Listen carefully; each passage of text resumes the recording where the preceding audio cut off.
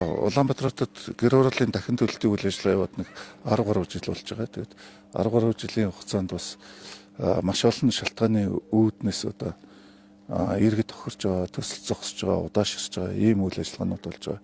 Дээрэс нь одоо төсөл хэрэгжүүлэгч компаниудын буруутай үйл ажиллагаанаас болоод иргэд тохирж байгаа ийм одоо маш олон тохиолдлууд байгаа. Тэгээ энэний нэг нь одоо Сонгон найрхан дүүргийн 5 дугаар ороонд баригдсан энэ GD гэдэг компани одоо дахин төлөлтийн үйл ажиллагаа яг хэрэгж батламж авснаас хойш яг даруй 10 жил болсон. Тэгээд өнөөдөр энэ иргэд маань бас одоо газраач хөтөлөд өгч гисэн орхоронго одоо ингээд хохироод явж исэн. Ингээд сүүлийн 4 жилийн хугацаанд энэ иргэдийн асуудлыг нийслэлийн орон сууцны корпорацаас өөрсдөө төр суурьшуулах байранд одоо иргэдийг үн төлбөргүй байлгаж одоо иргэдийн асуудлыг шийдвэрлэж байгаа. Ингээд Улаанбаатар хотын засаг дарга, Нямбатар засаг дарга бас ажиллаа авснаас хойш одоо энэ иргэдийн дахин төлөлтийн үйл ажиллагаанд тохирсон энэ иргэдийн асуудлыг одоо шийдвэрлэх ийм тодорхой шийдвэрүүд гаргасны үндсэн дээр өнөөдөр бас энэ дөнгөж ашиглалтанд орсон одоо ийм шинэ орон сууцнд 24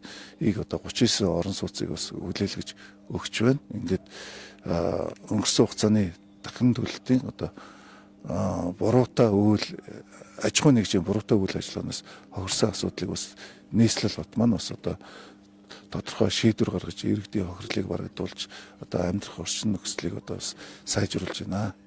Энэ төсөл ер нь өөр хэдэн байршилд хэрэгжиж байгаа вэ? Одоо тухайн байршилтаар 24 айлын 1.1 га газрыг одоо чөлөөж төсөл хэрэгжих ёстой байсан.